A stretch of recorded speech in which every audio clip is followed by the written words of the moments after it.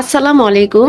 ধানমন্ডি ৩২-এ শেখ মুজিবুর রহমানের বাড়িতে গত ৫ ফেব্রুয়ারি বিক্ষুব্ধ জনতা ভাঙচুর করে। প্রথমে আগুন লাগিয়ে এরপর তা বুলডোজার দিয়ে ভেঙে ফেলা হয়।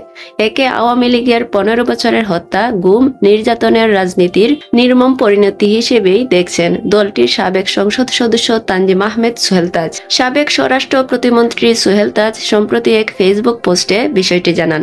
হত্যা, গুম, নির্যাতন, দুর্নীতি, ভোটাধিকার হরণ সহ বিগত ১৫ বছরের রাজনৈতিক পরিস্থিতিতে আওয়ামী লীগের ভূমিকা নিয়ে কঠোর সমালোচনা করেছেন তিনি।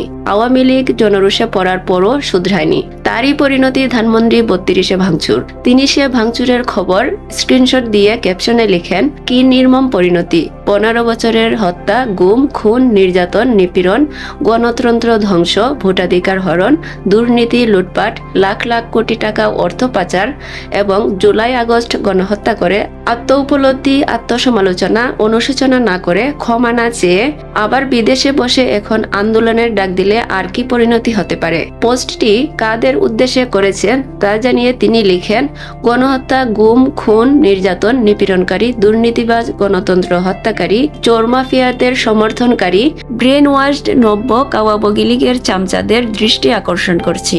নীতি আদর্শ বিচ্যুত খারাপ মানুষের প্রশংসা আমার প্রয়োজন নেই, আমি আপনাদের চিনি। সোহেল তাজ তার ফেসবুক অনুসারীদের উদ্দেশ্যে বলেন, আওয়ামী লীগের ব্রেন ওয়াশড নব্য পচা নীতি আদর্শ বিচ্যুত লুটেরা, খুনি, হত্যা, গুম, নির্যাতনকারীদের সমর্থকদের বলবো, অনতিবিলম্বে আমার এই ফেসবুক পেজটি আনফলো করুন। তিনি আরো যোগ করেন, নিজের বিবেককে জাগিয়ে আত্ম উপলব্ধি, আত্মসমালোচনা করে অনুশোচনা করুন। উল্লেখ্য, বাংলাদেশের প্রথম প্রধানমন্ত্রী তাজউদ্দিন আহমেদের ছেলে তানজিম আহমেদ সোহেল তাজ।